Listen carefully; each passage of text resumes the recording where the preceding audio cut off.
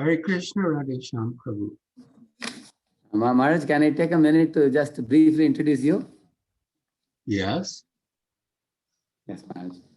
So all devotees, we are very blessed and very fortunate today to have His Holiness Giriraj Swami Maharaja with us. A couple of years ago, Maharaj came to Pune and he met our fundraising team as well as brahmacharis and congregation, and everybody was tremendously inspired, and there were repeated requests from all devotees to invite Maharaj again. So then I wrote a letter to Maharaj, and Maharaj said, definitely I can try coming whenever I come to India, once in a year at least I can try to come to Pune. And Maharaj kindly agreed. So now at least we could get Maharaj online today. And I'm just giving you all a brief introduction here about Maharaj. Maharaj was born in Glen Philip, Teton. He is the only son of a respected Chicago lawyer who was appointed as a judge later. And you all may be aware of Maharaja's parents meeting Prabhupada. Very sweet exchange of pastimes is available in the Watering the Seed book. You might have read it. Such a very amazing pastime. And in 1969, while studying at Brandeis University in Boston, Maharaj met Srila Prabhupada. And then Maharaj felt actually that he learned more in just one brief exchange with Prabhupada. Maharaj felt after several years of learning academic education, the impact of Prabhupada's meeting was great, even just one brief meeting. And then after graduating from the university, Maharaj accepted formal initiation from Srila Prabhupada, and he received the name, his grace Giriraj Das that time. And quickly Maharaj became a leading member of the Boston Center. I came to know this when I went to Boston. I was so happy because these days I'm going to Boston also recently. The last 1 year just. So the devotees told me about Maharaj also, yeah. So Maharaj was then given opportunity to go to India with Srila Prabhupada and help in establishing the mission of Prabhupada in India. So in 1972, he was appointed by Prabhupada to be the president of ISKCON Bombay and a trustee of the Bhaktivedanta Book Trust. Since then, Maharaj made many significant contributions to Srila Prabhupada's mission, and most notably, the development of Hare Krishna land in Juhu, Bombay. Now, when I go to Juhu, Bombay temple, many senior devotees there say that His Holiness Giriraj Swami Maharaj is like the building foundation or like the pillar of Juhu temple. Since very early days, in his brahmachari days, Maharaj lived there. And from the scratch, he developed the whole temple. And he has also taken active part in the Cross Maidan festival. He and His Holiness Samarkshana Maharaj, and making many of the prominent life members in Juhu and connecting them. Today, what you see, the great spiritual edifice in Juhu, thousands and thousands of people, members and devotees. The foundation seed was laid by Maharaj there, His Holiness Giriraj Maharaj. We are reaping the fruits now, benefiting. And Juhu is actually the headquarters for the whole of India Financial Board. And Juhu has become a very attractive temple for everybody all over the world come there. So Maharaj was in the early days there. And also, Maharaj was instrumental in acquiring and developing Bhaktivedanta Ashram in Govardhan and led the development of Kirtan Ashram for the women and the Bhaktivedanta Hospice, as well as the VIHC, Vrindavan Institute of Palliative Care, all of them in Vrindavan. So in the holy place, Maharaj has done a lot of good work especially for those devotees who have been practicing for many years. The Bhaktivedanta Hospice, you may be aware, people who devotees who are leaving the body, they have been offered very, very great care in Bhaktivedanta Hospice. And Bhaktivedanta Ashram in Govardhan has become like a sanctuary for pure devotees coming together and studying Prabhupada's books together, and a very, very holy place. And so through the efforts, Maharaj has become renowned for his austerities and his loyalty and dedication to Prabhupada's mission. Gauranga Prabhu always tells me that he interviewed Maharaj several times on Prabhupada pastimes, and Gauranga Prabhu said he is unfathomable. He has an ocean of pastimes of Prabhupada. And he always admires to me when Gauranga Prabhu talks to me. He says that how he remembers such minutest detail, the year and every moment of Prabhupada. He's just absorbed in Prabhupada. So we are very fortunate to have him with us here. And, and also his ability to raise funds and cultivate important members. And the following year, after the departure of Prabhupada in 1977, Maharaj was awarded renounced order and appointed the president of ISKCON's Board of Trustees in India. And 1982, he was appointed by ISKCON GBC, appointed to ISKCON GBC. And he went on to oversee the society's activities in Bombay, Mauritius, South Africa, Spain, Portugal, Sri Lanka, and Pakistan. Also, Maharaj has taught in BIHC. I have heard some of his lectures on Nectar of Devotion. Very thrilling and such a depth of understanding in Nectar of Devotion about all the different characteristics of devotional service. And Maharaj speaks very amazingly on Vaidhi versus Raganuga Bhakti also. I heard him speak in our yatras in Vrindavan. Always Param Puja Radhanath Maharaj will invite him whenever he is available, and he has given very wonderful lectures. And presently based in California, Maharaj is now focusing on one of the main personal instructions that he received from Srila Prabhupada, which is to write. So you may be aware in the watering the seed, Maharaj says that tug of war he faced, whether to do services or to write. So now he has got the full focus on writing, and many transcendental gem-like books are coming out, like Watering the Seed, and also Many Moons, many of you might have read. So, and we are also looking forward to receiving more such gifts from Maharaj in the time to come. And also one more book, Life's Final Exam, Death and Dying from a Vedic Perspective, and many such publications. Radha Padguri Mataji in Pune has been very instrumental in helping us get Maharaj's books in the early stage. Now many devotees have read and are deeply appreciating Maharaj's books, and including books about his search for a spiritual master and his early days in the Boston temple. Oh, it's going to be a very, very great welcome book for all of us. And his travels with Prabhupada in India and Srila Prabhupada's monumental efforts in Bombay and Vaishnava holy days.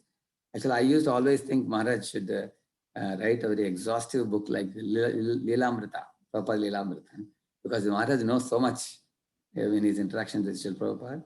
So let us welcome Maharaj to Pune, Shri Shri Radha Vrindavan Chandra and Shri Shri Radha Kunjibihari temple with the three loud Hari Bols. Hari Bol!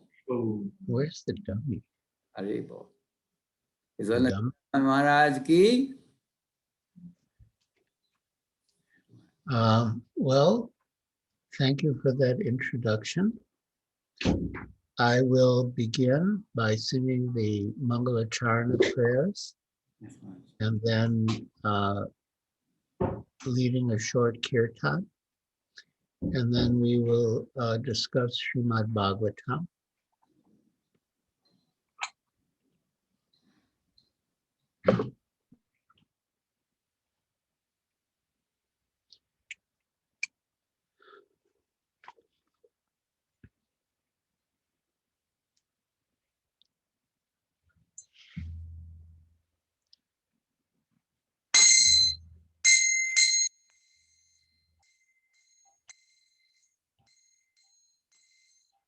Vandeham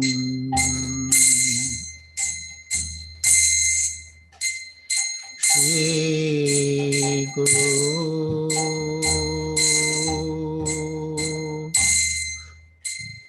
Shri Yuttha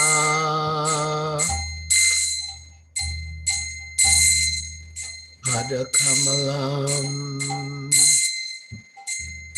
Shri Guru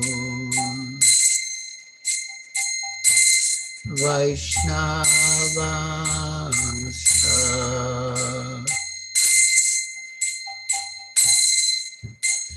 Shri Rupa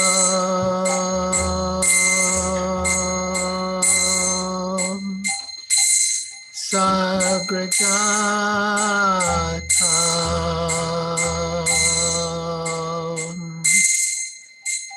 Sagana Raghunatham Vitam Stam Sajivam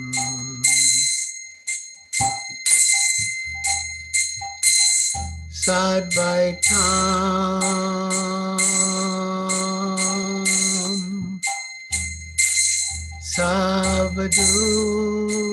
Savadutam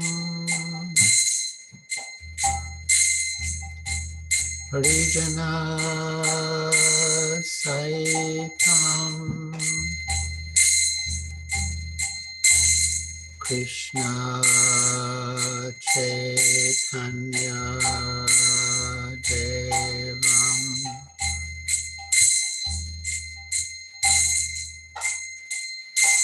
Shri Radha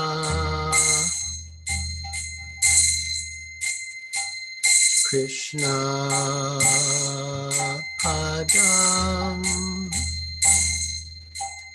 Sahagana Lalita Shri Vishakhanvitamscha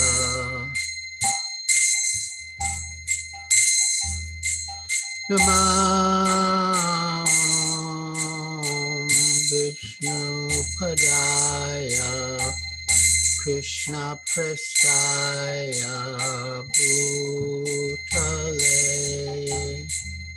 Srimate Bhakti Vedanta Swami Iti Namine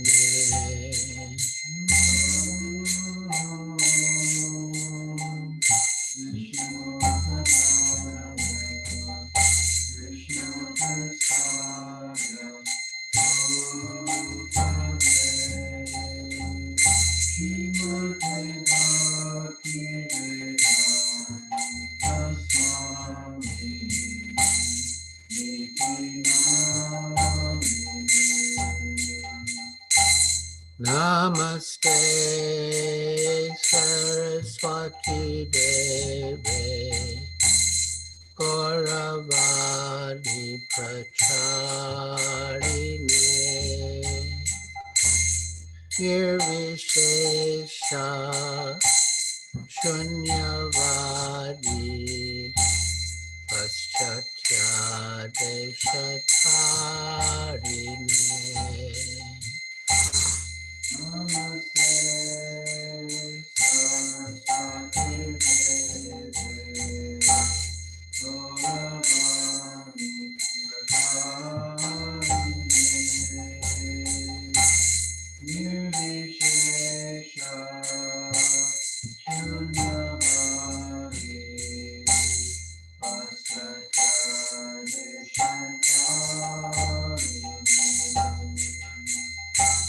Sri Krishna Chaitanya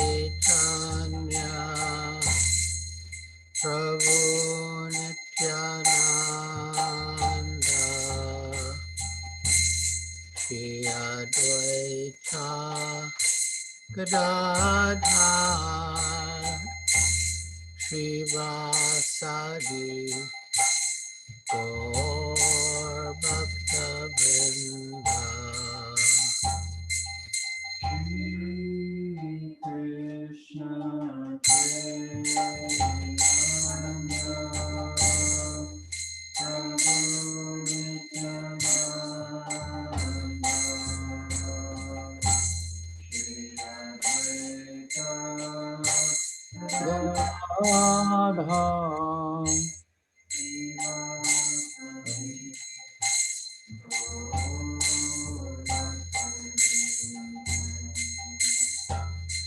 Sri Krishna Chaitanya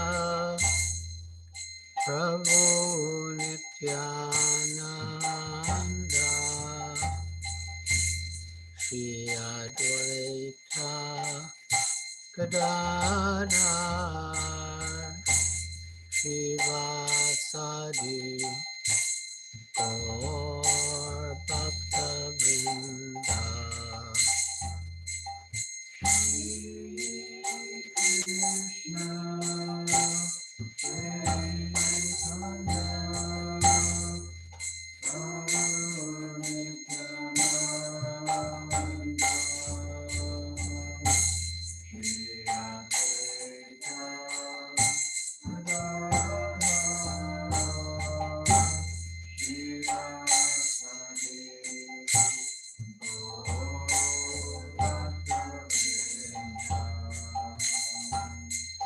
Sri Krishna Chaitanya Prabhu Nityananda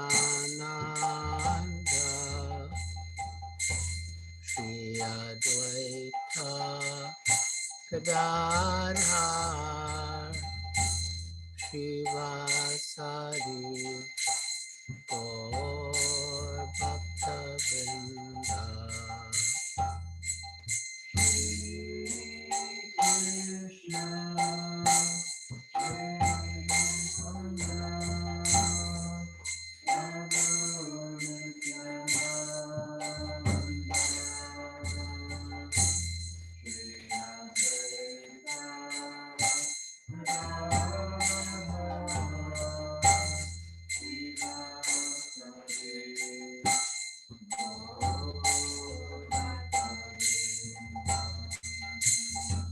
Hare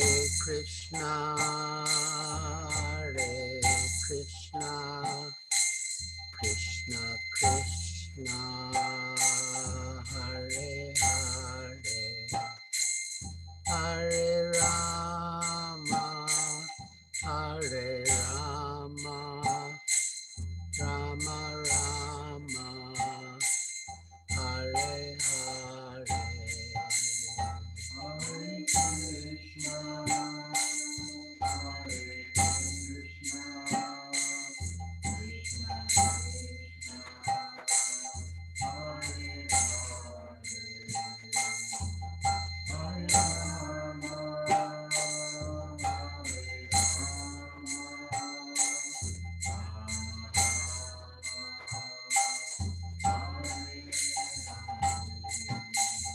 Hare Krishna, Krishna Krishna, Hare Hare, Hare Rama, Hare Rama, Rama Rama, Hare Hare.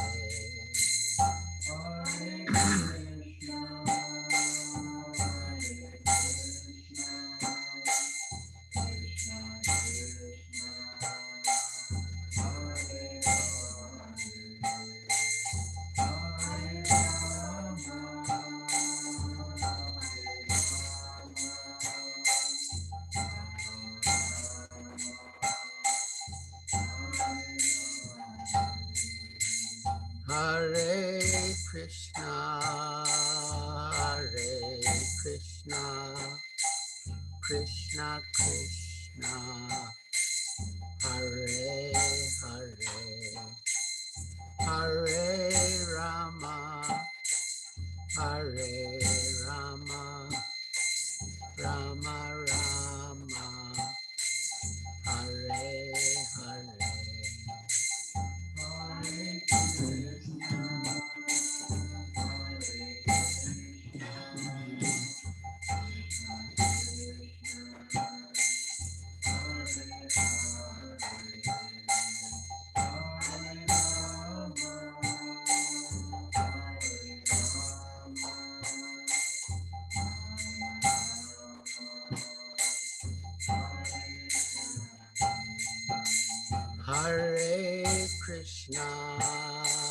Hare Krishna, Krishna Krishna, Hare Hare, Hare Rama, Hare Rama, Rama Rama, Hare Hare.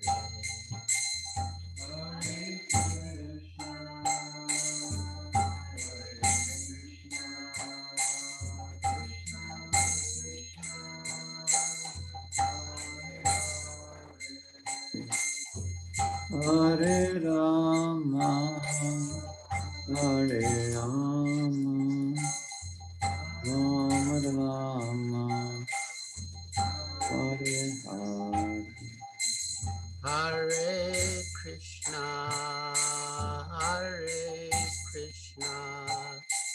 Krishna Krishna,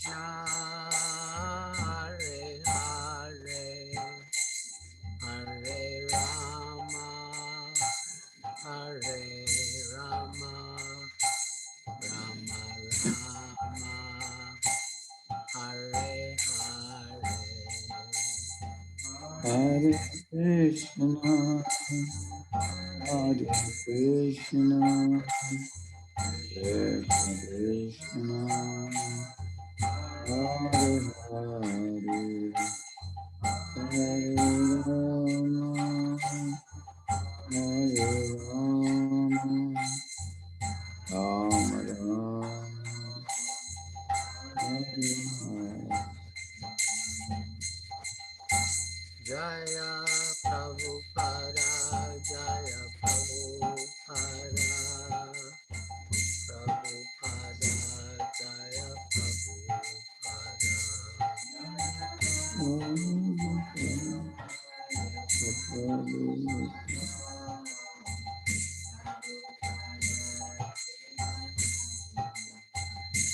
Jaya Prabhupada, Jaya Prabhupada, Prabhupada, Srila Prabhupada.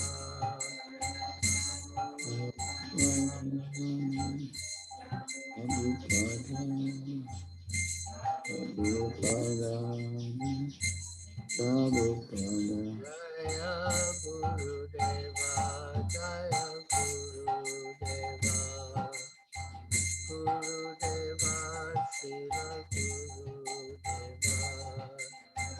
Gurudeva Jaya Gurudeva Gurudeva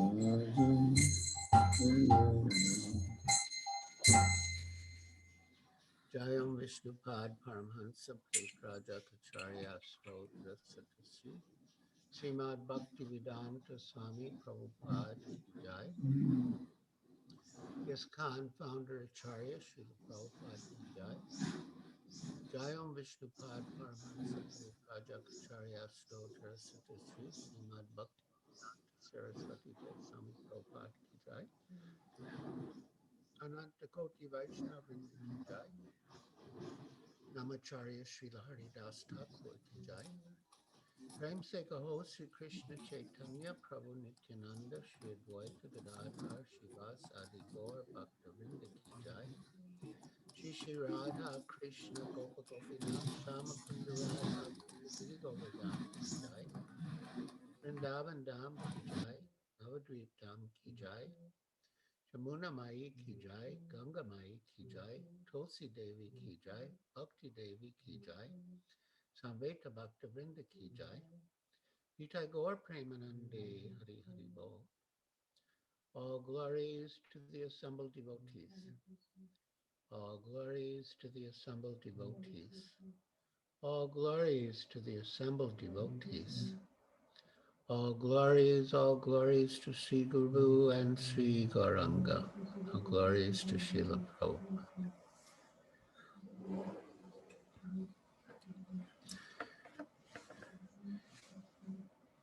Just a personal request before I begin. As far as possible, I like the participants to have their videos on so I can see them. It's more personal. So we shall read from Srimad Bhagavatam, Canto 1, Chapter 8, Text 26. No, we'll start with 25, 25, and then plan to move on to 26.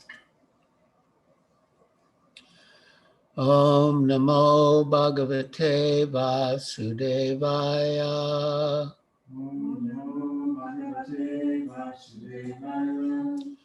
Om Namo Bhagavate Vasudevaya. Om Namo Bhagavate Vasudevaya. Om Namo Bhagavate Vasudevaya. Om Namo Bhagavate Vasudevaya.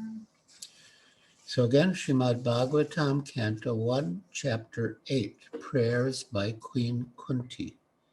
Text 25. Vipada santuta shashvat tatra tatra jagat guru bhavato darshanam yat syad apurnar bhavadarshanam vipada santuta shashvat tatra tatra jagat guru bhavato darshanam yat syad apurnar bhavadarshanam. Vipada, calamities. Santu, let there be. Ta, all. Shashvat, again and again. Tatra, there. Tatra, and there. Jagat Guru, O Lord of the universe. Bhavata, your. Darshanam, meeting. Yat, that which. Syat, is. Apuna, not again. Bhavadarshanam, seeing repetition of birth and death. Translation and purport by His Divine Grace, A.C. Bhaktivedanta Swami Prabhupada. Srila Prabhupada Ki Jai. Translation. I wish that all those calamities would happen again and again so that we could see you again and again. For seeing you means that we will no longer see repeated births and deaths.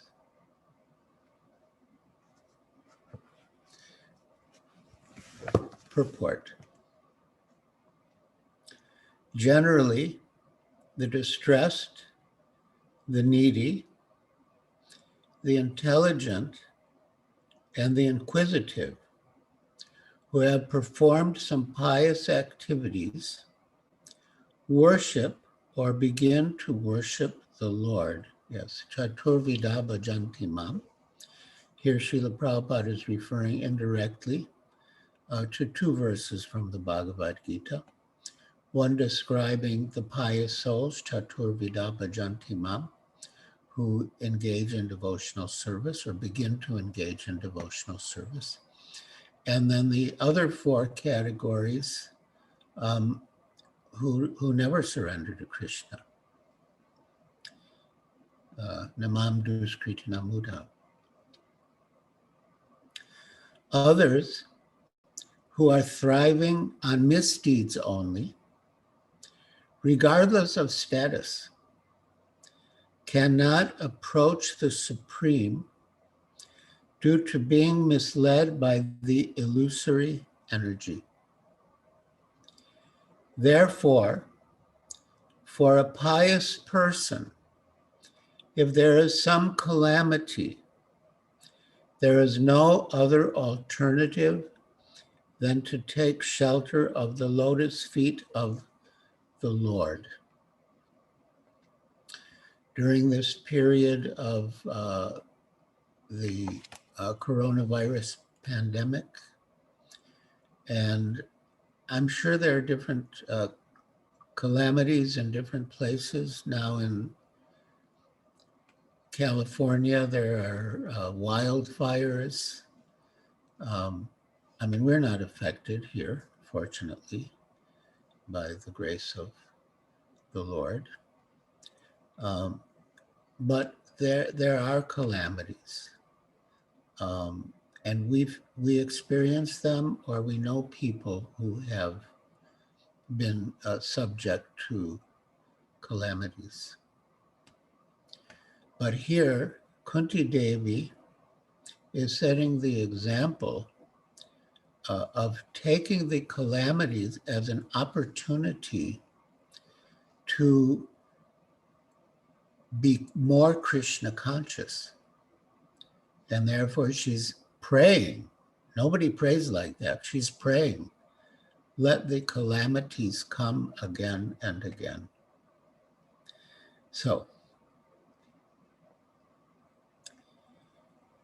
therefore, for a pious person, if there is some calamity, There is no other alternative than to take shelter of the lotus feet of the Lord.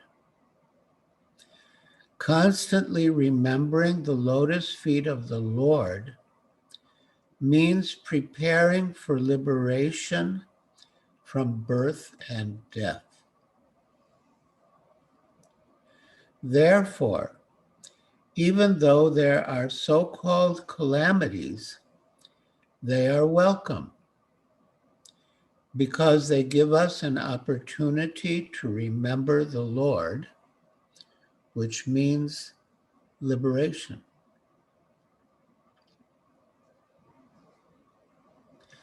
One who has taken shelter of the lotus feet of the Lord, which are accepted as the most suitable boat for crossing the ocean of nescience, can achieve liberation as easily as one leaps over the holes made by the hoofs of a calf.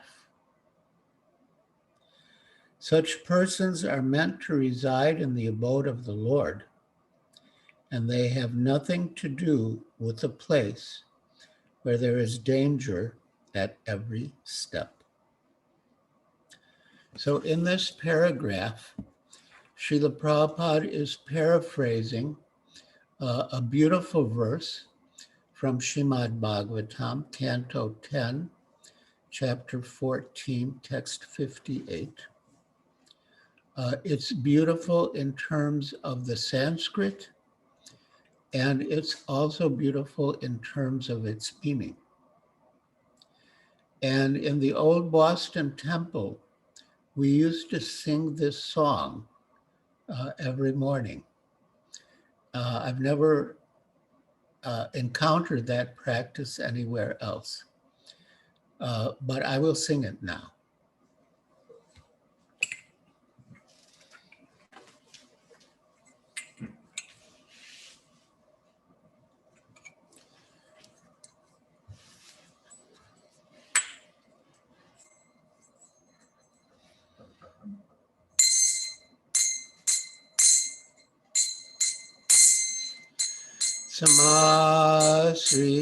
Samasritaye pada palavam pavam mat padam punya yasho murare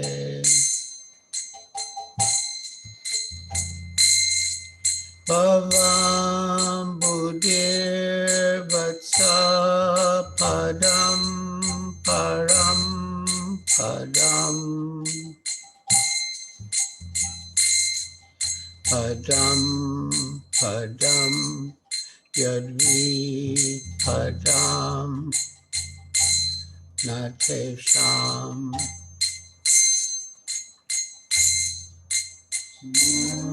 Sritaye pada palava pavam mat padam yasho murare Bhavam Buddhir Vatsa Padam Param Padam Padam Padam Yadi Padam Natesham.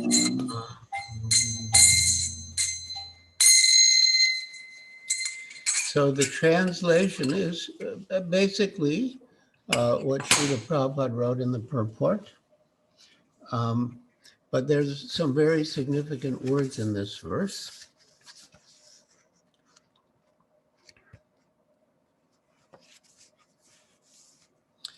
Samasrita, having taken shelter.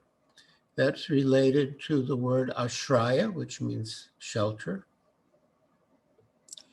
Yea, those who, pada, of the feet, palava, like flower buds, plavam, which are a boat, mahat,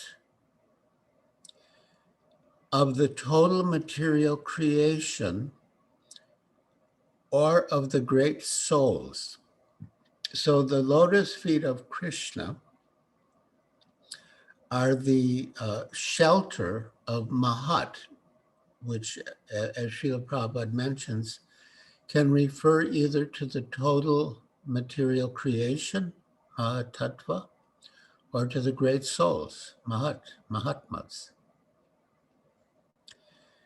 Padam, the shelter, Punya, supremely pious, Yasha, whose fame, Mura Are, the enemy of the demon Mura, Bhava, of the material existence, Ambudi, the ocean, Vatsapadam, the hoofprint of a calf, Parampadam, the supreme abode, Vaikuntha, Padam Padam, at every step, Yat, where, Vipadam, of material miseries, Na, none, Tesham, for them.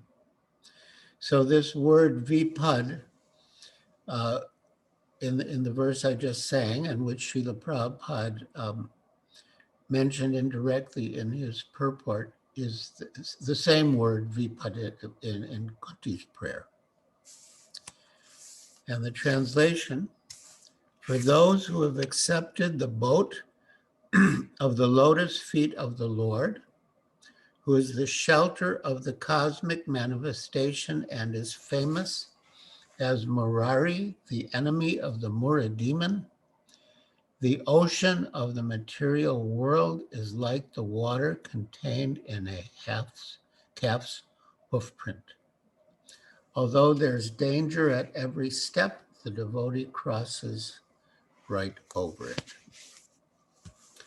So part of the instruction of this verse is that we should not be afraid of dangers because the Lord is always there with the devotee. So many devotees in the history have faced difficulties. And this is also an indication to us that we should not think that because we've become devotees, we will not have to face difficulties. We may. But those difficulties are opportunities for us to remember the Lord, to advance in Krishna consciousness. And that is the goal of the devotee, to take more shelter of the Lord and to make more progress in Krishna consciousness. And therefore, if a calamity can serve as an impetus for taking more shelter of the Lord and depending more fully on him, then the devotee welcomes that so-called calamity.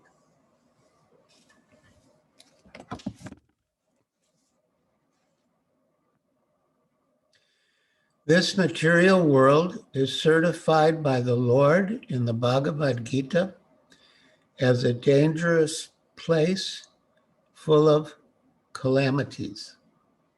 Dukhalayam ashashvatam.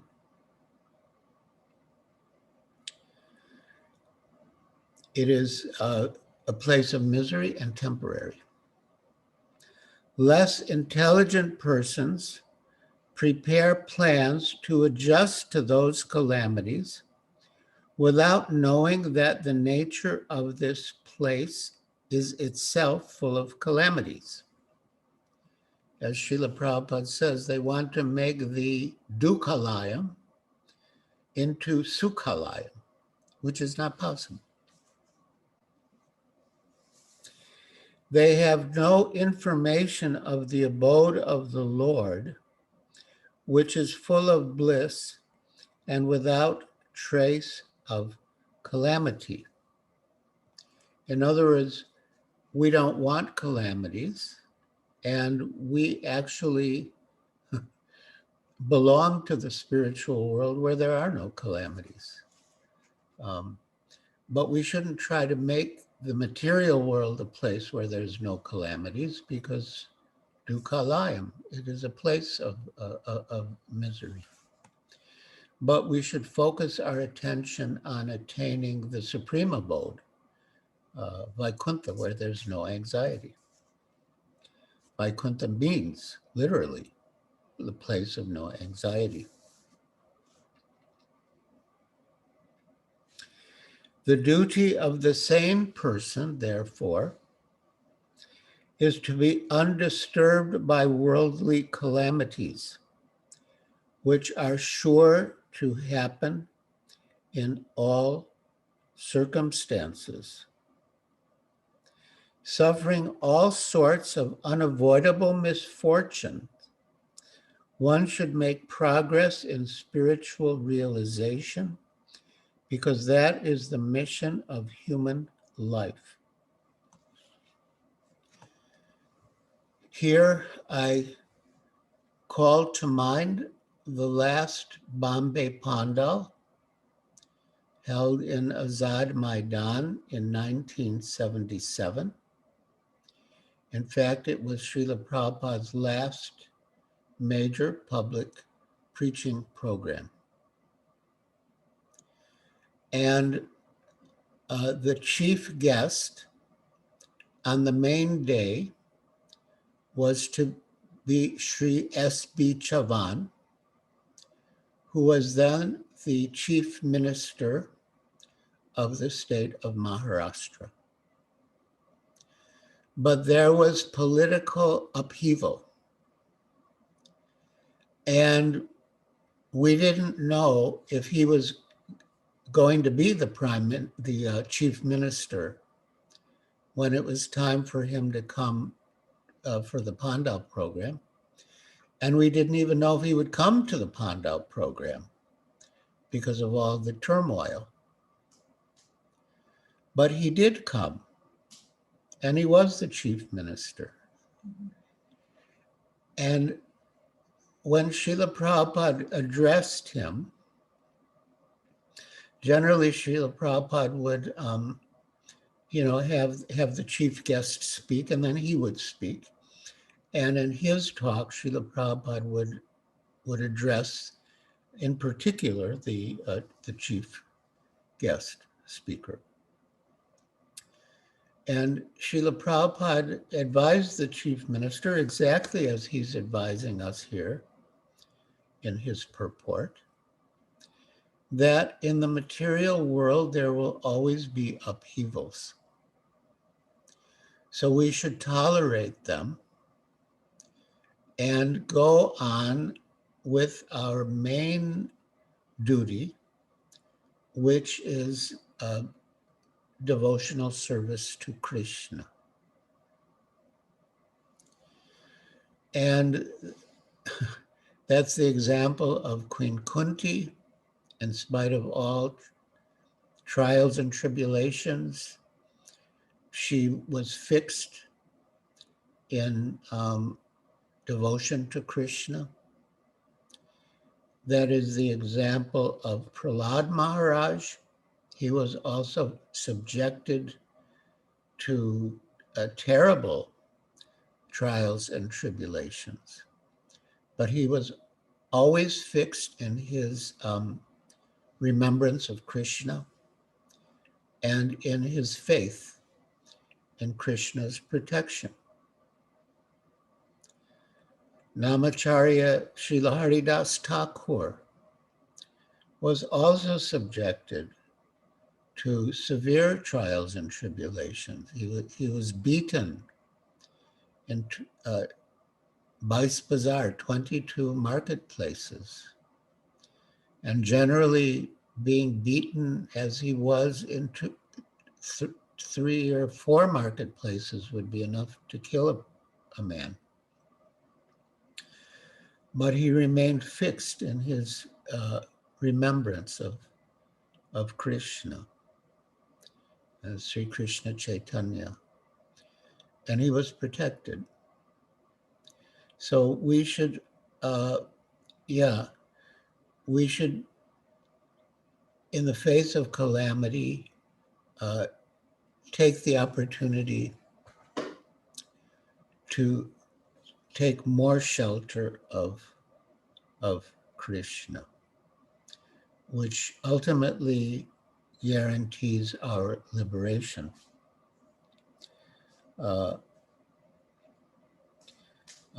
Purnar Bhava means repeated birth and death, and the prefix a means not. So Apurnar Bhava means no more repetition of birth and death.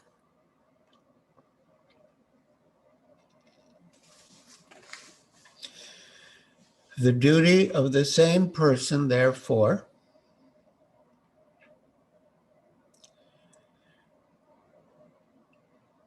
is to be undisturbed by worldly calamities, which are sure to happen in all circumstances. Suffering all sorts of unavoidable misfortunes, one should make progress in spiritual realization, because that is the mission of human life. The spirit soul is transcendental to all material calamities. Therefore, the so-called calamities are called false. A man may see a tiger swallowing him in a dream, and he may cry for this calamity. Actually, there is no tiger, and there is no suffering.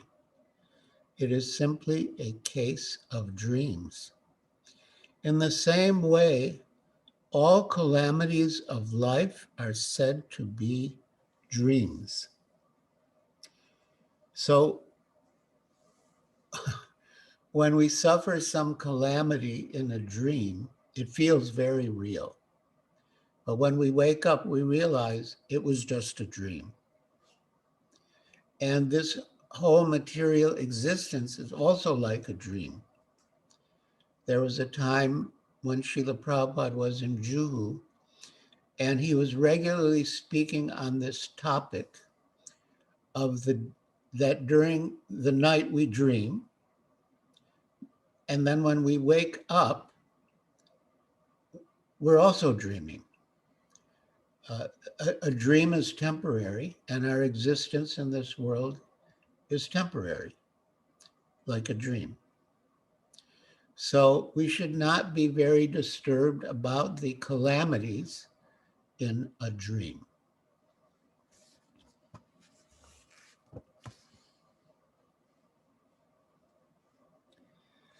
In the same way, all calamities of life are said to be dreams.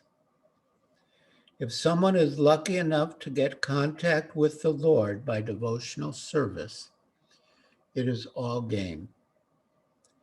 Contact with the Lord by any one of the 9 devotional services. The 9 devotional services are enumerated by Prahlad Maharaj: Shravanam, Kirtanam, Vishnu Smaranam, Pardasevanam, Archanam, Bandhanam, Dasyam, Sakyam, Atmani Vedanam. And one can attain perfection by any 1 or 2 or 3 or all of those 9 processes. But here Srila Prabhupada says, in conclusion, contact with the Lord by any one of the 9 devotional services is always a step forward on the path going back to Godhead. So yeah, that's our goal, Parampadam, the supreme abode, and we can reach that goal by devotional service, or by remembering Krishna, as Kunti Devi states in this verse. So, I'll read the next verse. We won't have time to discuss too much, but the next verse is also important. And it explains how we can chant the holy name in a proper mood to get the real benefit. Because our main process is chanting,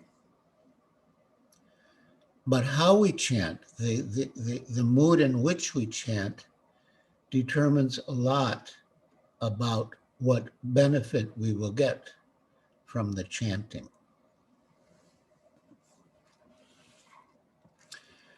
So,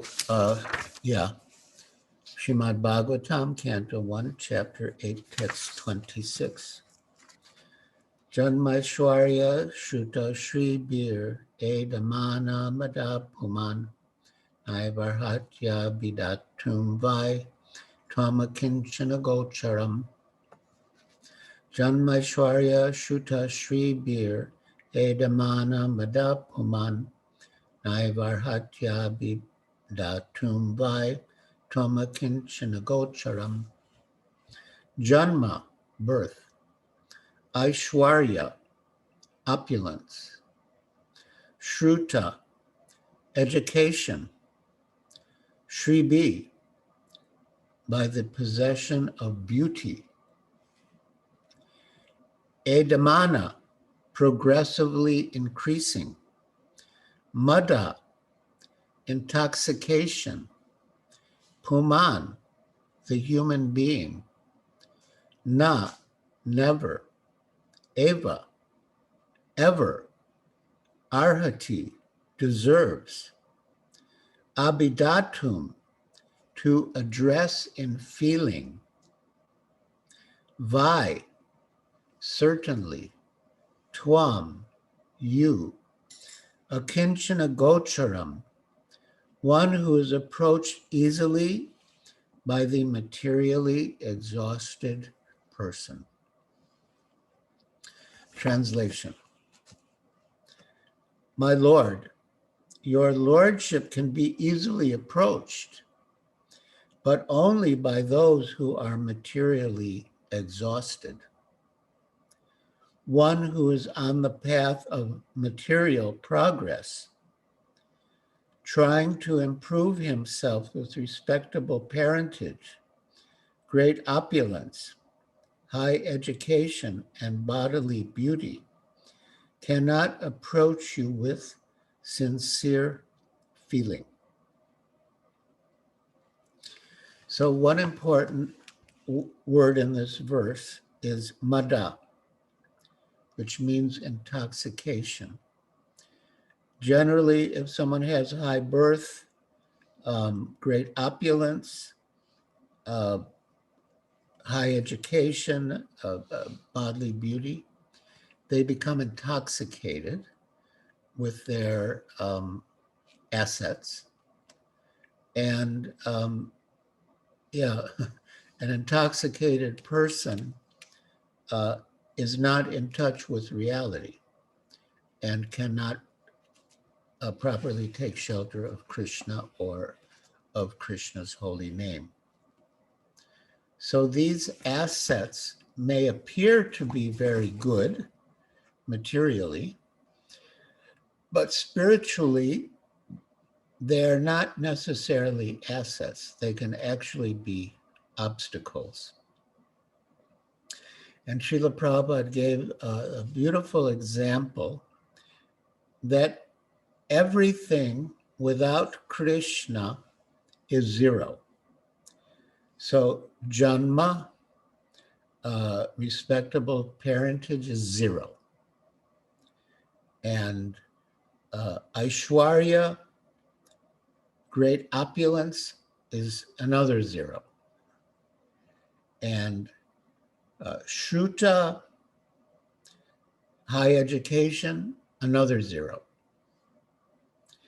And Shri, bodily beauty, another 0. So they're all just zeros.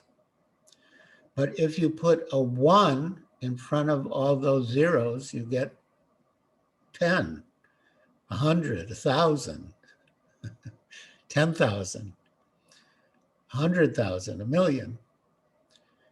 So these assets are obstacles only when we are intoxicated by them and think that we can enjoy the world on account of our assets. But if we utilize those assets in devotional service, if we put a 1 in front of all those zeros, we get a million. And that 1 is Krishna. So if you have these assets, don't worry about it. Just utilize them for Krishna and everything will be auspicious and beautiful. So, yes, a purport by Srila Prabhupada. Being materially advanced means taking birth in an aristocratic family and possessing great wealth, an education, and attractive personal beauty. All materialistic men are mad after possessing all these material opulences. And this is known as the advancement of material civilization.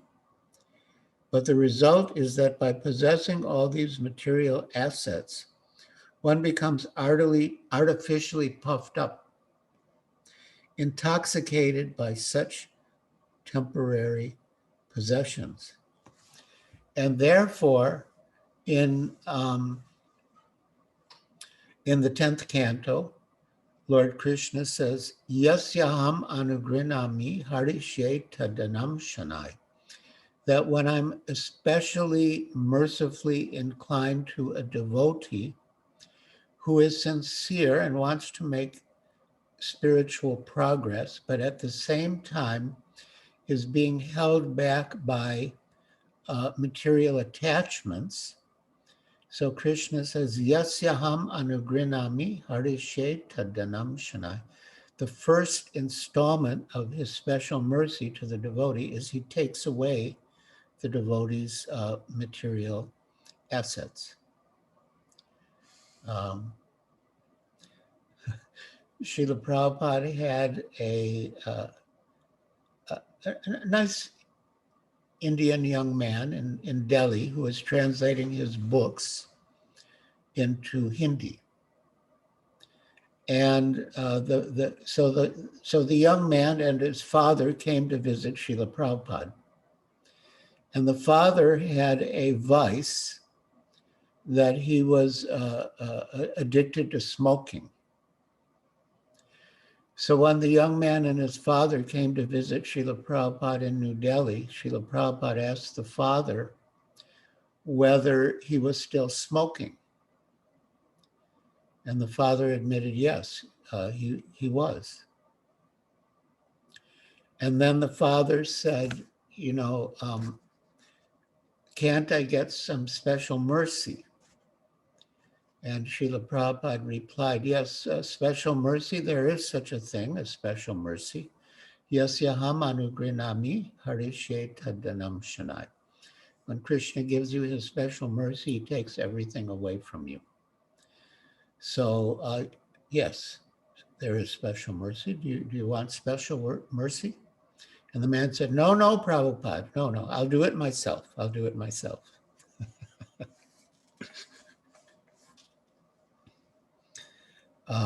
So,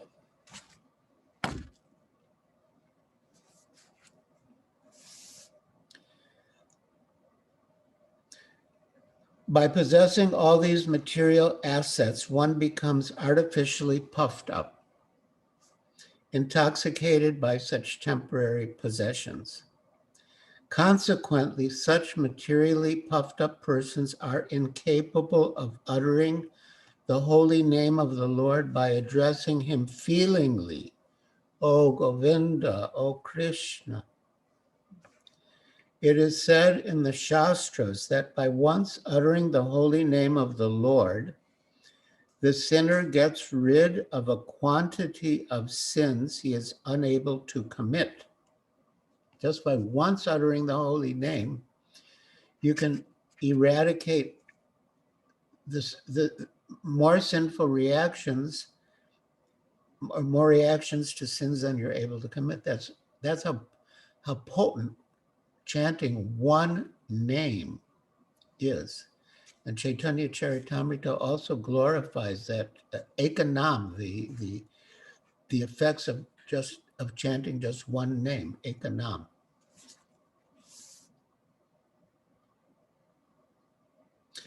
It is said in the Shastras that by once uttering the holy name of the Lord, the sinner gets rid of a quantity of sins that he is unable to commit.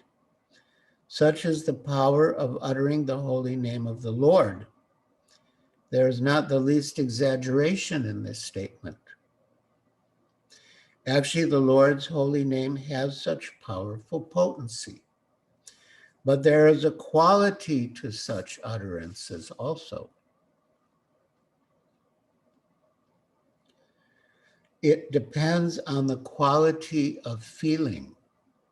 So, my dear devotees, we are all chanting the holy names. So pay attention to this advice.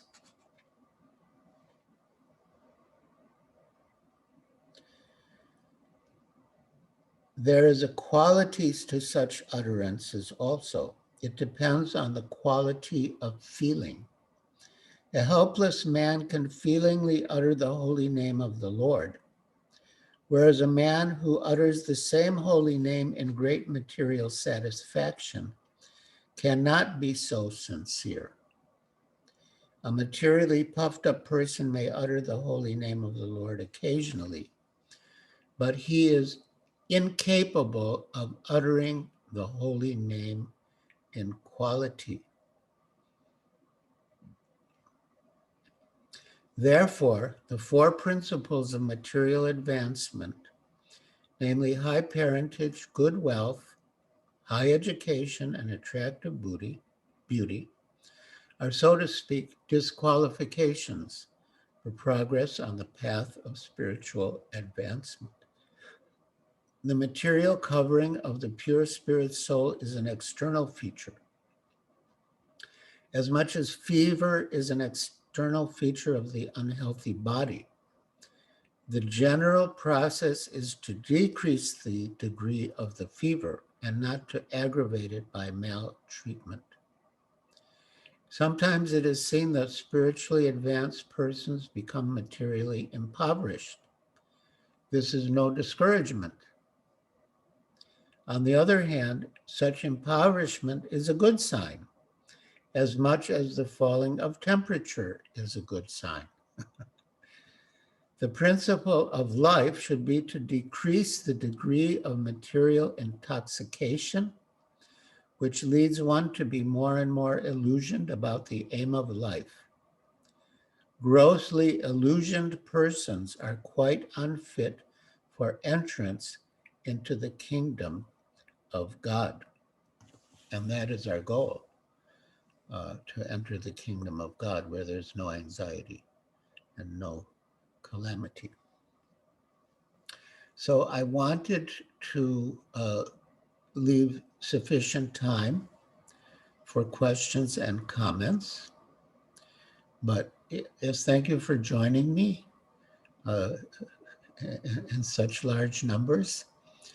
And if you have any questions or comments, I guess you can raise your hand or send something in the chat. And we will churn the nectar more, churn the nectar more.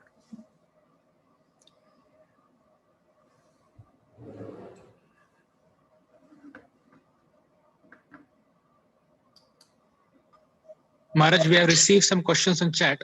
Shall I read them for you? Well, first Siddhi Lalasa raised her hand, and she's live on the Zoom. So yeah, let's start with her because she's here. Can you unmute yourself, Siddhi Lalasa? Unmute yourself.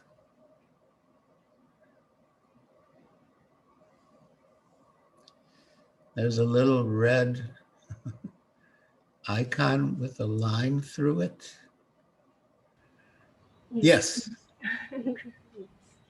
Hare Krishna Guru Maharaj, I was thinking that and from both these verses, that the real problem is not the material world, but it's the anarthas. That's the obstacle to come out of this material world, and it's taking a long, long time.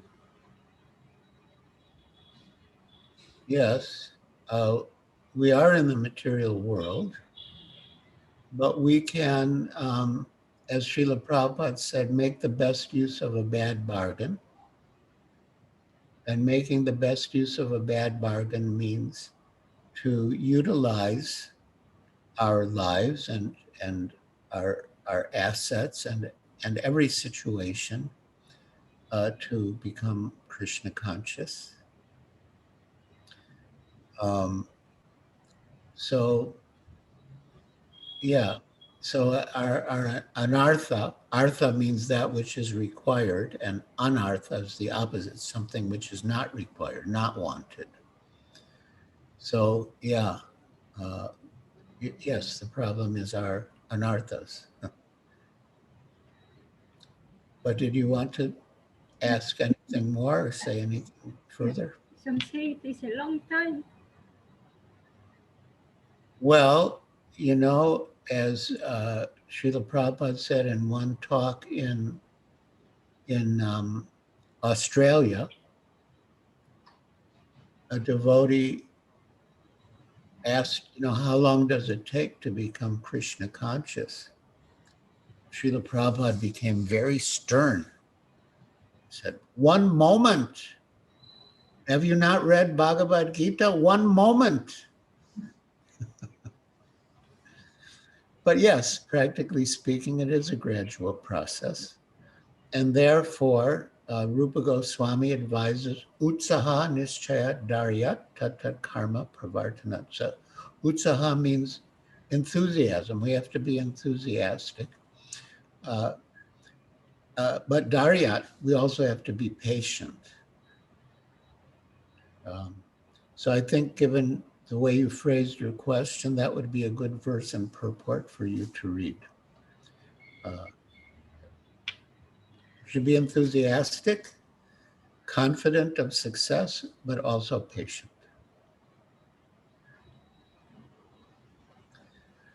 Okay, thank you. Any other questions or comments?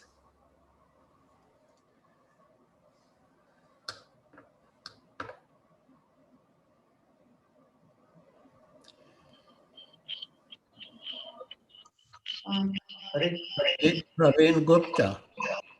Hare Krishna. Maharaj, my question is related to the present time. I think the COVID has done, in a way, a lot of good to us, although some people have unfortunately lost their lives. But in the present times, for the last 5 months, we've been traveling less, we've been eating less, and we have been spending less. So I feel that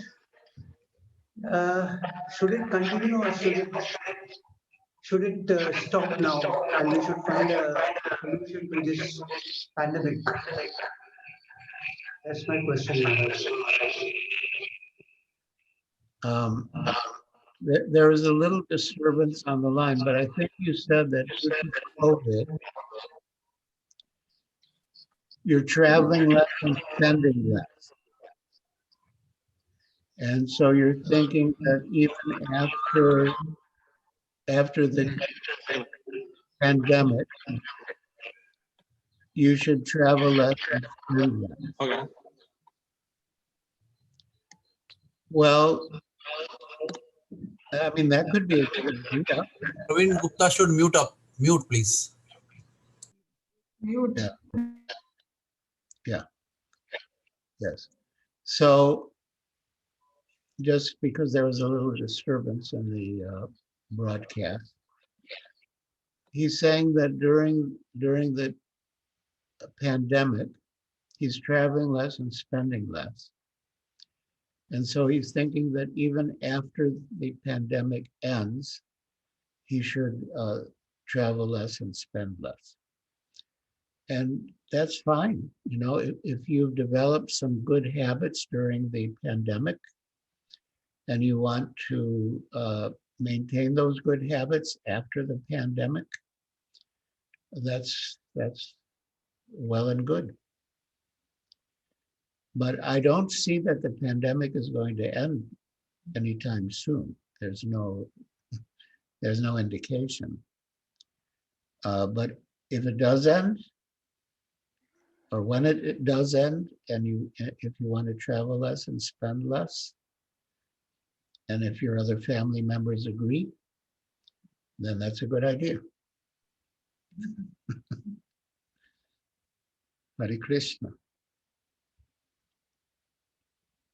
A question. Is being materially exhausted and engaging material opulence in Krishna's service are both equally potential to chant Lord's holy name feelingly? If yes, then why Kunti Devi and scriptures emphasize about material exhaustion for which normally people are not ready? I don't know why there was that disturbance. Can you try repeating your question? Or Yes, I will speak again. Is being materially exhausted and engaging material opulence in Krishna's service are both equally potential to chant Lord's holy name feelingly? If yes, then why Devi and scriptures emphasize about material exhaustion for which normally people are not ready? Hey, Yugal Prabhu, it is not clear. You can put it in chat. You can tell him. Yes, Puja, I'll tell them. yes.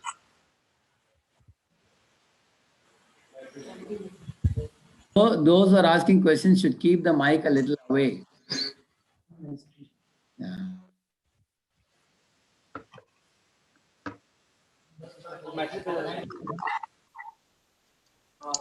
Oh, it says 2 participants raised hand.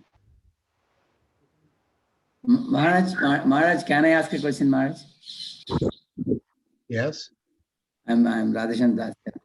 Maharaj, all the sadhana bhakta devotees have a common question that after we become initiated, we get initiation from the spiritual master.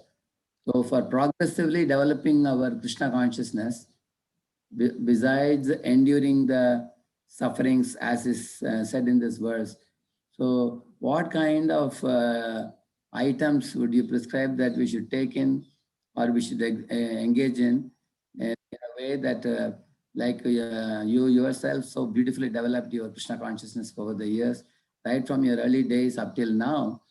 So how do we make sure that our engagements and our activities and our thought process, our reading and everything is good? Because nowadays we have a lot of books available to read, a lot of engagements. So it would be very valuable for us to hear from you. Well, when I joined, I was aware of so many different processes of devotional service, and I considered them more or less equal, and I tried to engage in all of them, and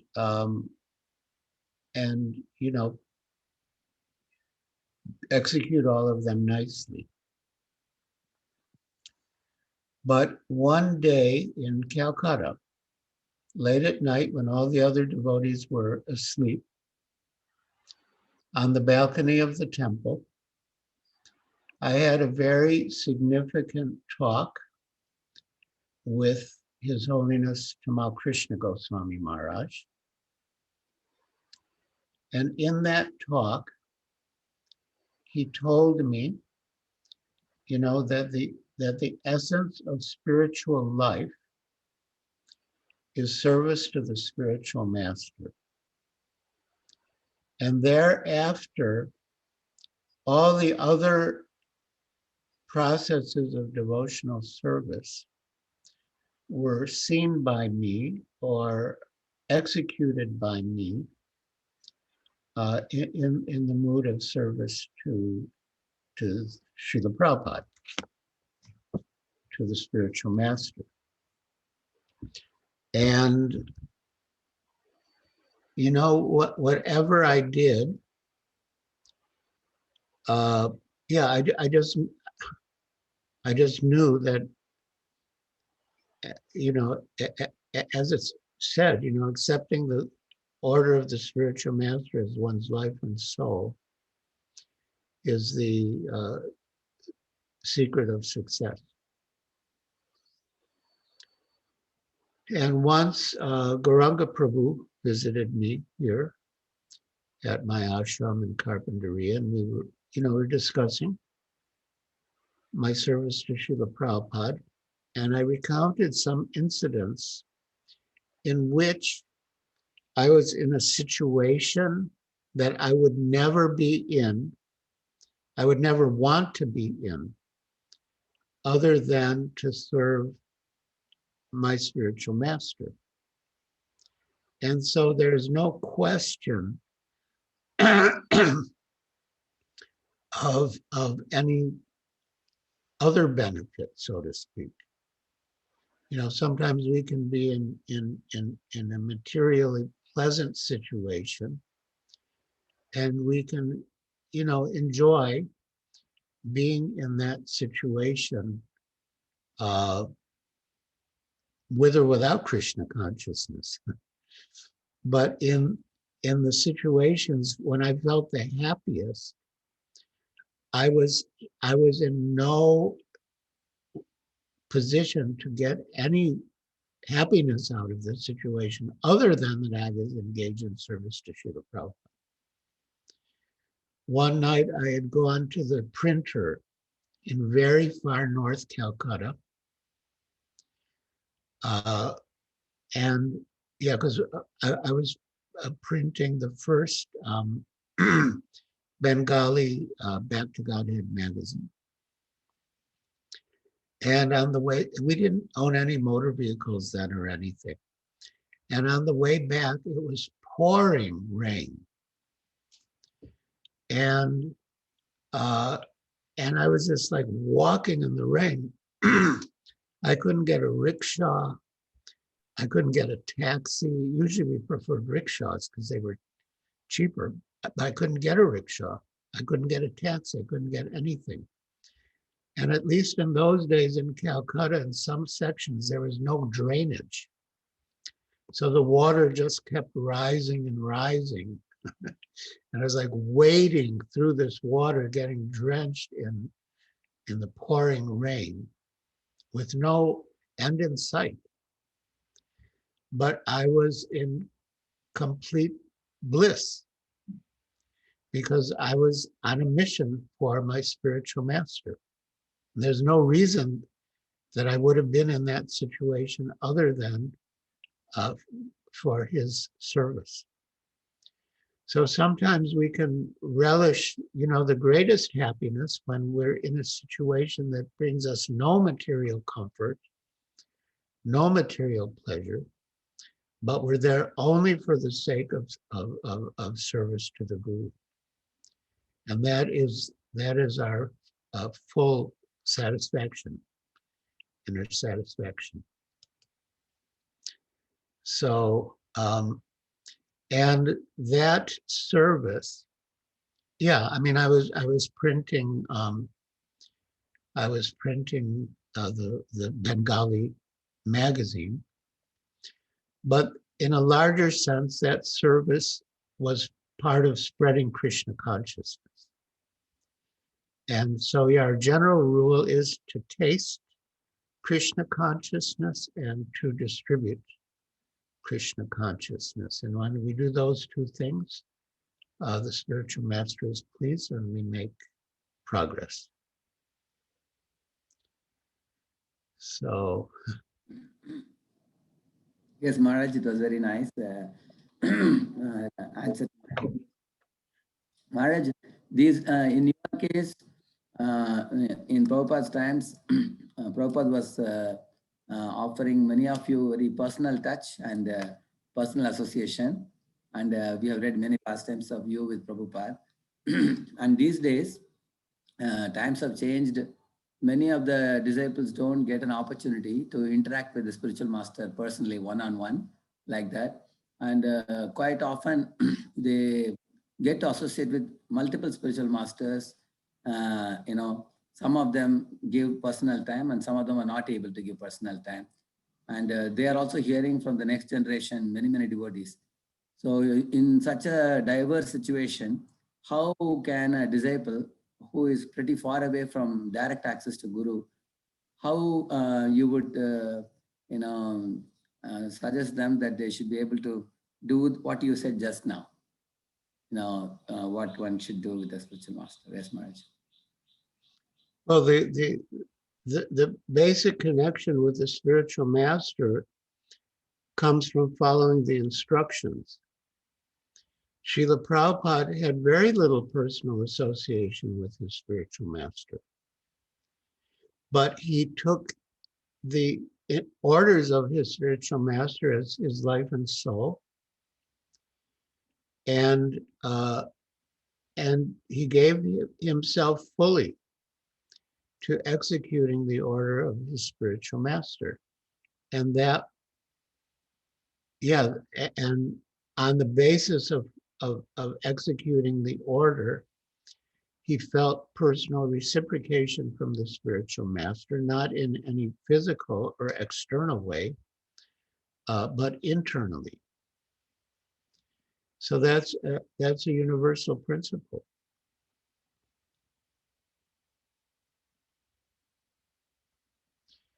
I mean, yeah. I mean, I could elaborate, but I see that Vishwarup was about to raise his hand, and I'm so eager to hear what he has to say that I won't say what I was going to say. Unmute Vishwarup Prabhu. You discussed about getting intoxicated with money and high birth and education. But in current situation in Corona, people have lost so much of wealth and they are facing the other difficulty of what to do without the wealth. So that's a common difficulty with most of the people except the richest guys in the world. So how do you guide us to manage this situation when there's no question of intoxication, there's no wealth only? Well, I don't know what you mean by manage the situation, but our idea is to take shelter of Krishna in any situation. Srila Prabhupada said that religion is the front side of God and irreligion is the backside of God. And he applied that concept to the principle that happiness, you could say, is the front side of God, and calamity is the backside of God. But both are coming from God, and a devotee doesn't distinguish that he likes this feature of God and he doesn't like that feature of God. He takes them all as the Lord's mercy and as opportunities to serve the Lord. But I'm pretty sure, I mean, yes, definitely many people are suffering financial losses, but I'm quite confident that no devotee will starve. I've never heard of any devotee starving. In fact, once I asked the senior godbrother, this was many, many years ago, but I asked the senior godbrother, like, what is our, we go to people's houses and they treat us so nicely. It seems like there's no austerity. And he said, our austerity is that we have to eat so much. Even if we don't want to, we still have to eat so much because we have to please our hosts. So that's yeah, and Srila Prabhupada has spoken about like the plague in Calcutta and different calamities like that. But he said that the devotees, somehow or other, in the midst of all the calamities, they were able to survive.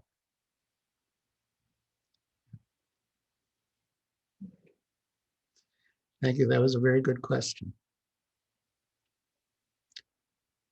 Yes, Chandni Doshi raised her hand. Please unmute. Yes. Hi Krishna Guru Maharaj. Please accept my humble obeisances.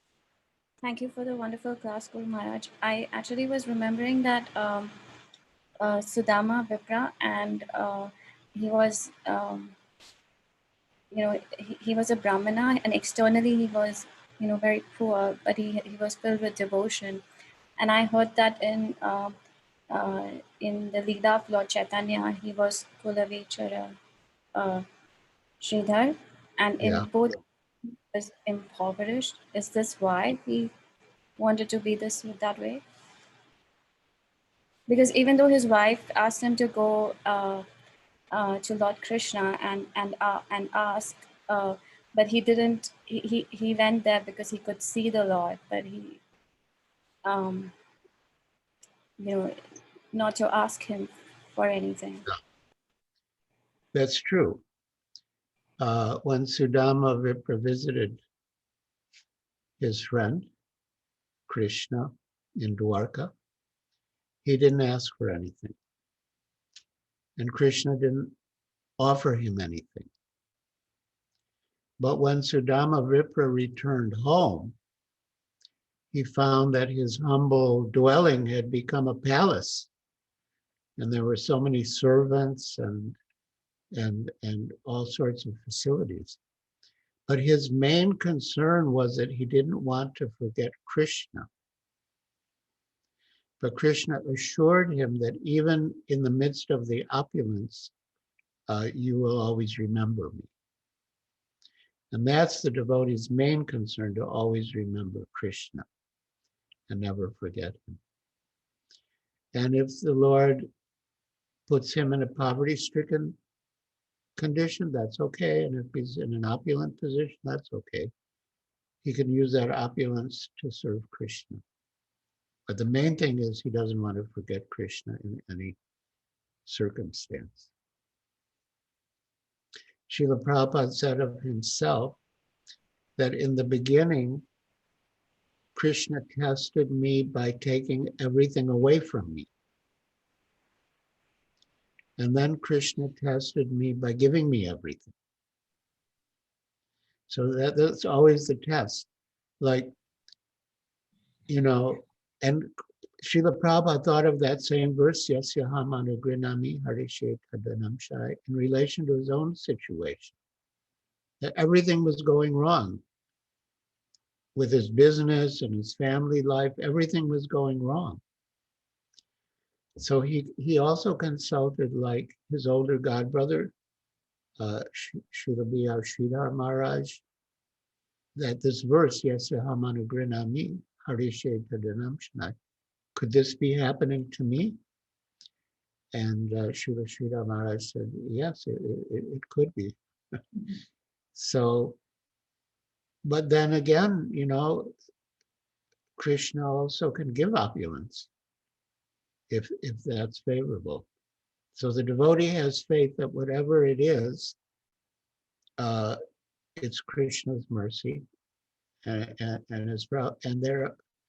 it's a test, to lose everything. Are you going to try to capture what you lost, or are you going to hold on to Krishna's lotus feet. Or if Krishna gives you opulence, are you going to try to enjoy that opulence, or are you going to stay fixed on Krishna's lotus feet? So Srila Prabhupada is the example of both cases. As he said, first Krishna tested me by taking everything away, and then he tested me by giving me everything. Thank you, Guru Maharaj. Actually, I also had one more question, but I don't know if somebody else has a question. I could go later. Well, we'll give someone else a chance, and then we'll come back Yes, to you. no problem, Guru Maharaj. Thank you. Hare Krishna. Hare Krishna.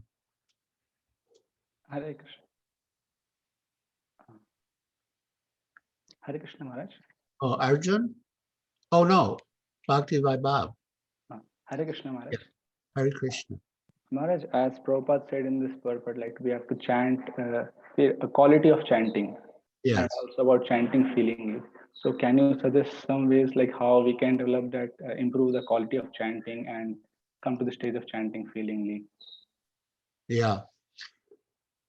We should always be aware of how vulnerable we are.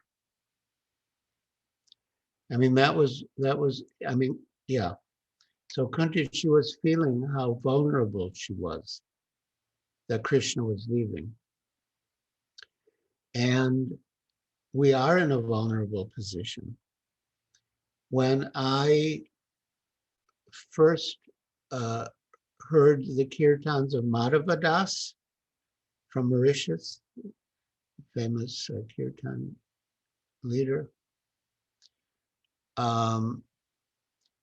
you know, he could sit and chant for hours, you know, the same tune with complete absorption. And I heard that someone asked him, how does he do it? And he replied that every mantra he chants, he thinks it could be the last mantra of his life. So imagine you have one mantra left to chant. You'll put everything into that. So if we can chant with that mentality, you know, and you know, the basic rule, of course, is to articulate each word clearly and try to hear attentively. Srila Bhaktivinoda Thakur says that by attentive chanting and hearing, you destroy all the other offenses. And if you're inattentive while chanting, then the other offenses flourish. So that's the main. And of course, you know, so many, you know, chanting early in the morning, chanting in front of Tulsi Devi, chanting in front of the deities, chanting with other devotees who are sincere about chanting. These all support us in our chanting of japa. Hare Krishna. Yes, Arjun. Hare Krishna Maharaj. Maharaj, you mentioned earlier that we should be looking forward to be in Vaikuntha, that is, leave this material world where there are no calamities. Prabhupada once answered his disciple when a similar question came, that, you know, this disciple asked, can I stay back in this material world life after life? And Prabhupada said, no, you know, you should return to Golok Vrindavan after purifying yourself. But when we are chanting that, you know, Krishna, give me seva. So how can I understand this contradiction? You know, we are asking for service, and at the same time, you know, after this life, we are asked to return to Godhead. Does it mean that service in Golok Vrindavan is better than serving in this material world? There are so many fallen people, unhappy people. So how do we understand this? Well, service is service, whether it's here or there. And Srila Prabhupada gave one disciple, famous disciple, he gave the name Bhavananda. Bhava means the material world. Kunti Devi uses that phrase, Apurnar Bhava Darshanam. Not Bhavananda. Bhava would mean ecstasy, ecstatic love of Godhead, but Bhava, the bliss of the material world. So after the initiation, the disciple was concerned what Srila Prabhupada was trying to tell him by giving him the name, the bliss of the material world. He was thinking maybe there was something wrong with him. So he went to Srila Prabhupada, and Srila Prabhupada said that a devotee's happiness lies in Krishna's happiness. A devotee has no other way of perceiving happiness other than Krishna's happiness. And Krishna is most pleased when we preach and bring new people to him. And that you can do only in the material world. You can't do that in the spiritual world. So the bliss of the material world is bringing people to Krishna. And that's, and that gives Krishna the greatest pleasure, and therefore that it gives the devotee the greatest pleasure. So that should be our goal. The devotee is not interested in liberation. He only wants to serve, and this is the best service. And there was a nice statement that Srila Prabhupada made about his Guru Maharaj. I could find it, but I can paraphrase it pretty well. That he came into this world with a mission, and he completed that. And when he completed that mission, he left. And he went on to the next place to execute the same mission. So, I mean, and, very exalted devotees, they can be in the material world and in the spiritual world at the same time. But I think we should try to become pure devotees and not worry about where we end up. That will depend on Krishna and the parampara. We should be selfless servants. Good question. Maharaj, we have around 12 questions on the chat. So you wish to take them now or maybe some other day? No, we're here now. Be here now. So I'm reading questions, Maharaj. Respected Maharaj. Excuse me, but if any of the people who put the questions on chat are available on Zoom, it's nice to see them. Yeah. This question is by Kadam Kanan. He's saying that, respected Maharaj, thank you very much for your very profound and faith boosting class. You very nicely explained statements from Srila Prabhupada's purport about how calamities will come, but devotee takes shelter of boat of lotus feet of Lord. Could you please explain what this boat indicate here? Is it association of devotees or ninefold devotional service? Although Lord has given this simple process, simply to take shelter of boat, how to ensure that we don't leave this boat at times of temptation and distraction? Maharaj, you personally have undergone so many testing times and challenges in your service to ISKCON and Srila Prabhupada.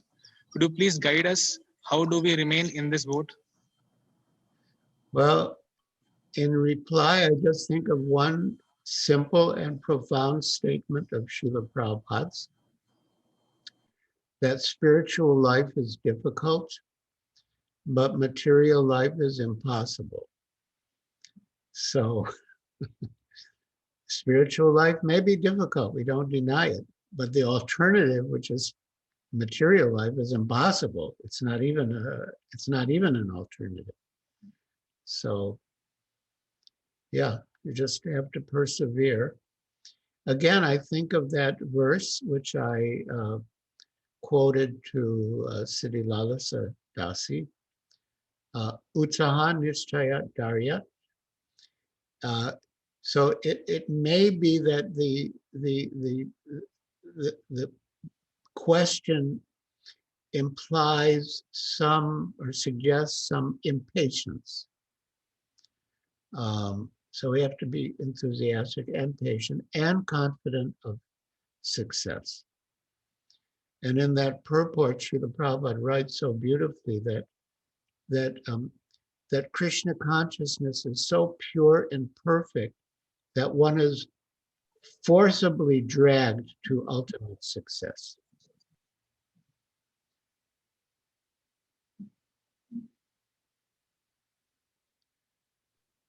Maharaj, we can go to the next question. Yes. We read about you receiving instruction to write from Srila Prabhupada in watering the seed book, though you couldn't do it immediately, but you did it later and currently doing it so profoundly. Can this instruction be taken as generic instruction to all ISKCON devotees, irrespective of their years of practice, maturity, permission from senior devotees, etc.? You mean the instruction to write? Yes, Maharaj. Yes. Srila Prabhupada wrote me a letter, and yeah, I can find it very quickly and read it because it's for everyone. Srila Prabhupada clearly says that it is for everyone.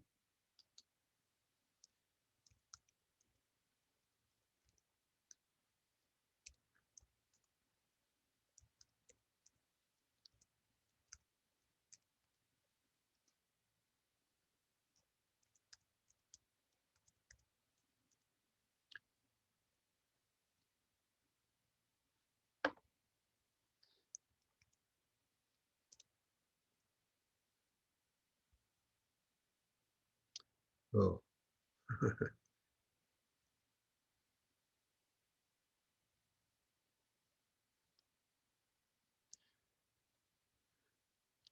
Anyway, I remember it pretty well. I'm not finding it. But Srila Prabhupada said, in the midst of your heavy duties, in the midst of your heavy duties, go on writing something glorifying the Supreme Lord and put our philosophy into writing. Writing means how one is realizing the whole philosophy. And they said, this writing is for everyone. So yes, it is for everyone. And the first words, in the midst of your heavy duties. So we may have many heavy duties, but as Srila Prabhupada said, this writing is for everyone.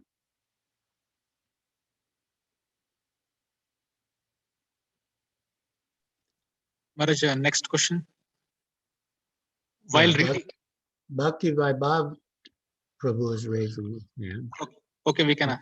So Shaka Priya, yeah. Hare Krishna Maharaj, regarding this question, like writing is for everyone. So sometimes you may not get time to write so much. So can it be also implied that instead of writing, we can also share more and more? It's the same thing, like writing, someone is for some others to read, but we don't know what he will come conclusion to, or if we preach, so then we can talk more on that subject and elaborate more, and more discussions can happen. So yeah, that's good. That's good. I mean, the thing about writing is that it can go far and wide. Yeah. Brihad Mridanga. It can go far and wide.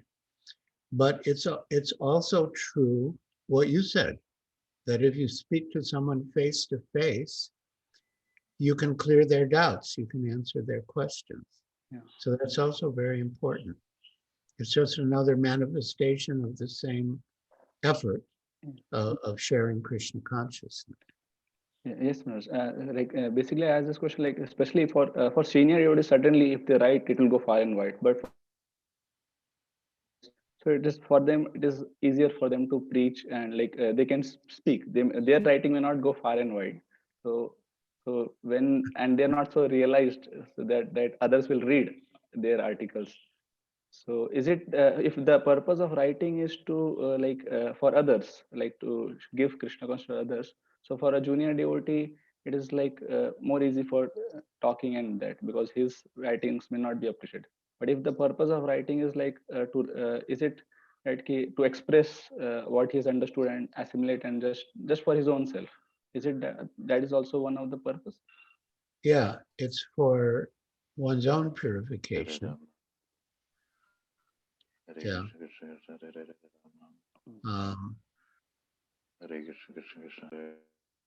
Yeah, I think you could do both.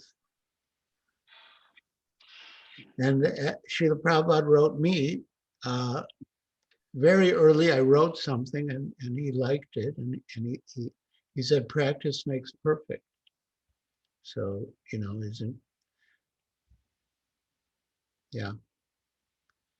And Burijan Prabhu, Srila Prabhupada's disciple, he said, when you write, you discover what you really had to say.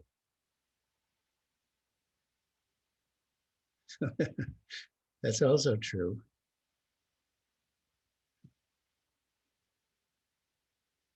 Okay, thank you.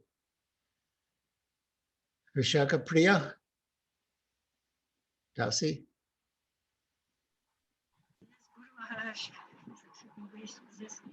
Guru Maharaj, this is a sequel to the question of Anjan Prabhu, and you replied about the bliss of the material world.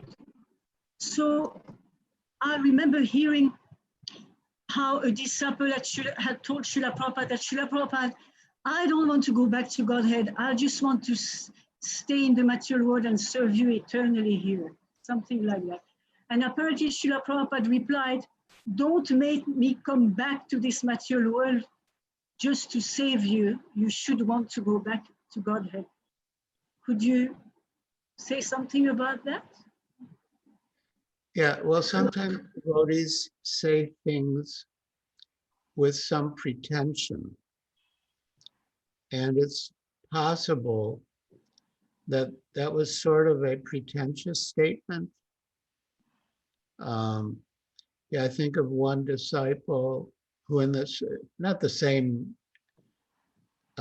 context, but maybe the same mood of pretension. He said to Srila Prabhupada, Srila Prabhupada, I'm the most fallen. And Srila Prabhupada said, you are not the most anything. Just to, bring him back to reality. Srila Prabhupada did say, and this is paraphrasing the third canto of Srimad Bhagavatam, devotional service influenced by different modes. And a devotee influenced by the mode of ignorance will think, I'm the only devotee around here. Everyone else is nonsense. A devotee influenced by the mode of passion will think, I want to be the best devotee. I want to be known as being the best devotee. A devotee influenced by the mode of goodness will think, I want to go back home, back to Godhead. And a devotee who's transcendentally situated will think, I just want to serve Krishna and please Krishna.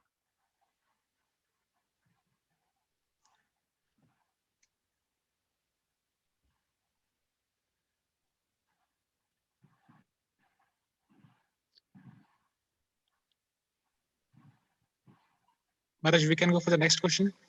Yes. Is being materially exhausted and engaging material opulence in Krishna service, both are equally potential to chant Lord's holy names willingly? If yes, then why Kunti Devi and scriptures emphasize about material exhaustion, for which normally we are not ready? No, material exhaustion means that one no longer harbors the desire or the hope to enjoy in the material world. And we have to come to that stage to chant with feeling. It's not a question of whether one has opulence or not. A kinchana. A kinchana really means someone who possesses nothing. A kinchana or niskinchana.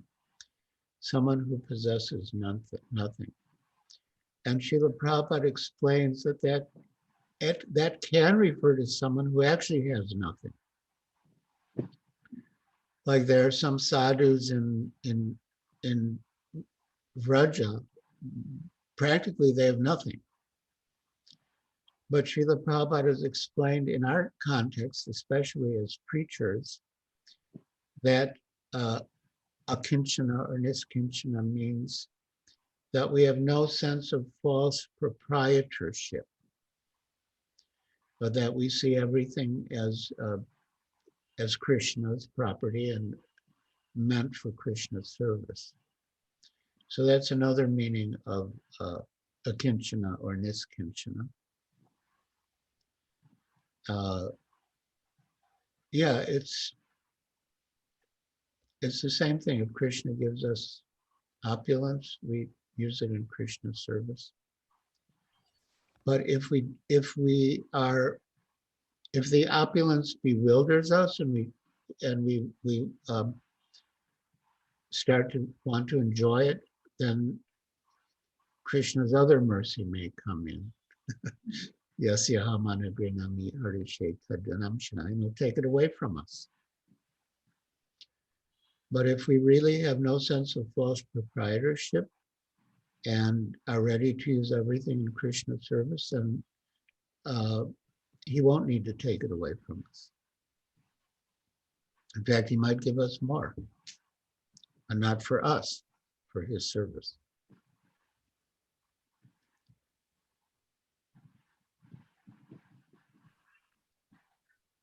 Maharaj, we can go for the next question. Yes. We know from Lilamrut how you came from an opulent background. How did you personally practice this quality of akinchana gocharam? Well, I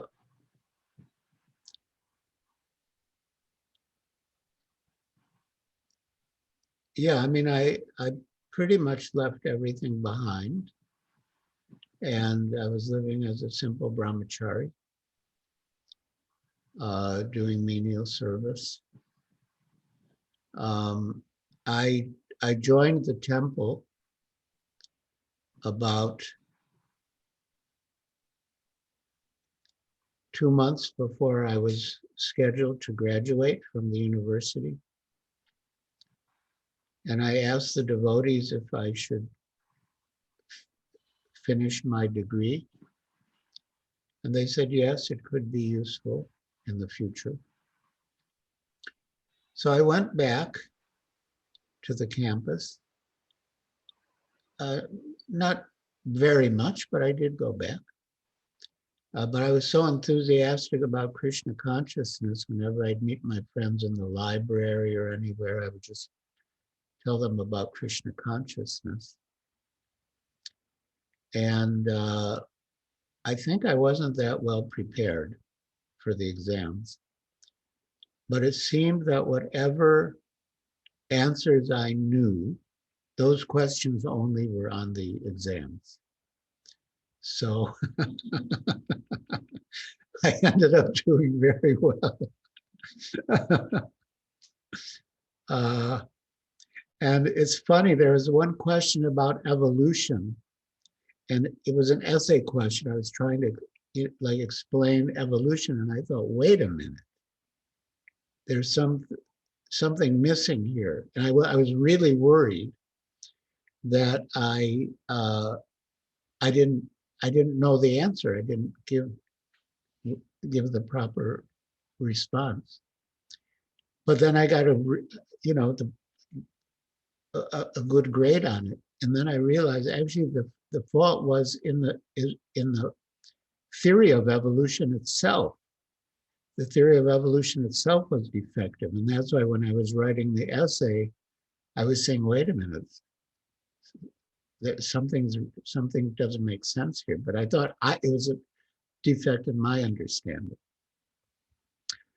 So I joined the temple, and my parents came for my graduation. And when, at the time in the temple, I was peeling potatoes in the kitchen. And my father said, I spent so many thousands of dollars on your education, and now you're peeling potatoes.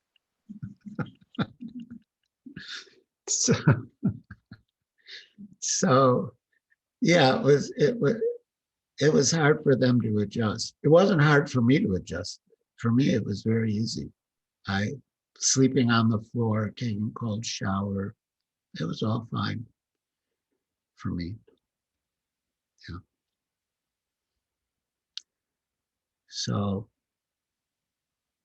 and once I literally, but I mean, it would be a bit of a digression, but once I literally had no money, I was in Colombo, and but anyway, but I took that was like Krishna's,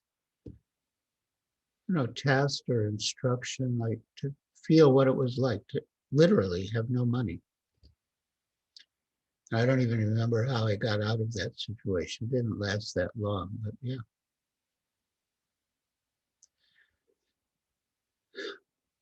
Yeah, it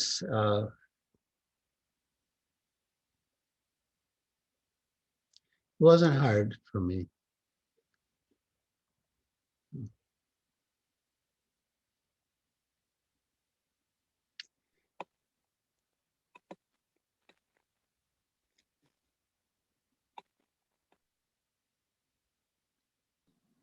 Maharaj, can we have you for one more day? On Monday? Oh, Monday? Yes, Maharaj, coming Monday. I would have to check my schedule, but I don't know, my schedule's pretty booked. I mean, I would like to come back. I mean, it's been a wonderful group, but I think maybe give me a little time, a little more time. But yeah. Because Maharaj, you answer our questions with the beautiful, pastimes from Prabhupada, and your interaction with many of your God brothers. It is so nectarian. All of us would like to hear from you again. And you can also check your weekend, Maharaj, if it is. I'll tell Yugalasham Prabhu to coordinate with you, with your servant, and we would like to have you in the coming week. If we can have you again, we'll all be very grateful to you. I'll come back. I'll come back. I can't say exactly next weekend. Yeah, I'll come back.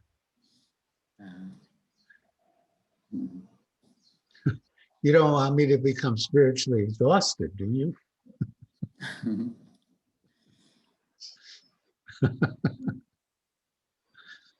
Yugalasham Prabhu, how many more questions you have now? We have around 7 questions, 8 questions. Maharaj, would you like these questions to be reserved for your next class, or would you like to answer them now? Maharaj? Well, I mean, I'm okay, but this was scheduled for a certain amount of time. So if we're going over time, we can take them. Maharaj, I think devotees haven't had prasadam, I think, morning till now. Therefore, I was asking this. But if you can be sure you are coming again, then we will have another couple of hours with you when you come again. Yugalasham Prabhu, next weekend we can have Maharaj. You Yes, check Prabhu. We can have servant. it. Yes, Prabhu. I can check with Maharaj's servant also. Yes, Hmm? Prabhu. I'll check it. Oh, wait, I can check my schedule, sort of. Next weekend.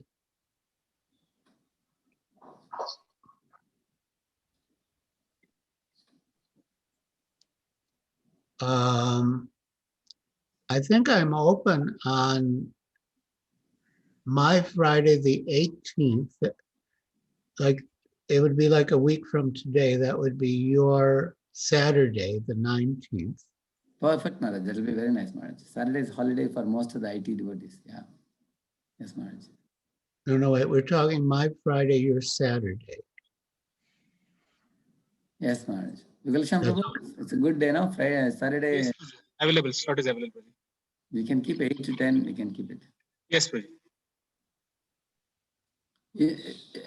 Very kind of you, Maharaj. Actually, weekend is better than weekdays, Maharaj. More devotees can join. That's okay. Yes. Okay. All right.